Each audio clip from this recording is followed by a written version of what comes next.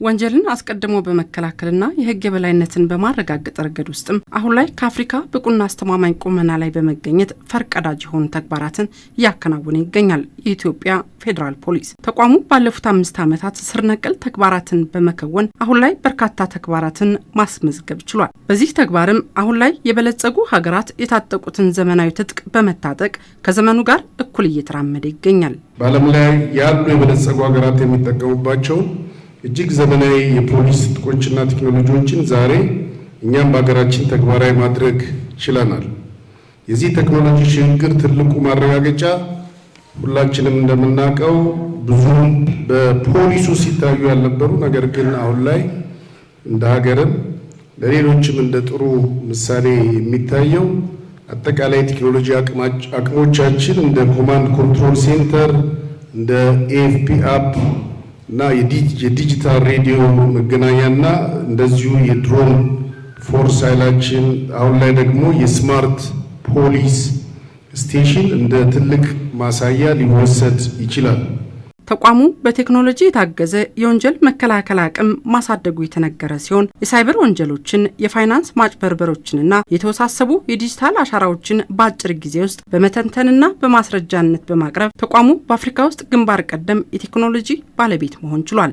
ይህ በቴክኖሎጂ የተደራጀ የትጥቅ አቅርቦት ሰራዊታችን ማንኛውንም የጸጥታ ስጋት በላቀ ብቃት ለመቀልበስ የሚያስችለውን ቁመና አጎናጽፎታል። ይህ ሁሉ የተመዘገበው ስኬት በአጋጣሚ የመጣ አይደለም። ባለፉት 5 የለውጥ ዓመታት በተከናወነው ጠንካራ የሪፎርም ስራ የአመራሩ ቁርጠኝነትና የሰራዊታችን ደከመኝ ሰለቸኝ ሳይል ያለ እረፍት መስዋዕትነት ጭምር ከፍሎ በሰራው ውጤት የተገኘ ነው።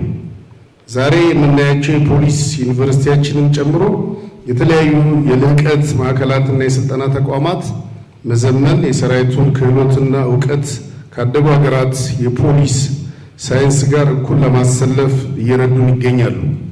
የዲጂታል ማዘዣ ማዕከል፣ የዜጎች ተሳትፎ መተግበሪያ፣ የድሮን ኃይልና ዲጂታል ኮሙኒኬሽን ወደ ተግባር ከገቡ ቴክኖሎጂዎች መካከል ተጠቃሽ ናቸው። በዚህ ሂደት ውስጥ 117ኛ ዓመት የምስረታ ቀን ማክበሩም ልዩ ያደርገዋል። 117ኛ ብለን ስናከብር ትልቅ የሆነ ትርጉም አለው። አንዱ የኢትዮጵያ ከፍታ ወይም ደግሞ ኢትዮጵያ የነበረችበት ሁኔታ የሚያሳይ ነው።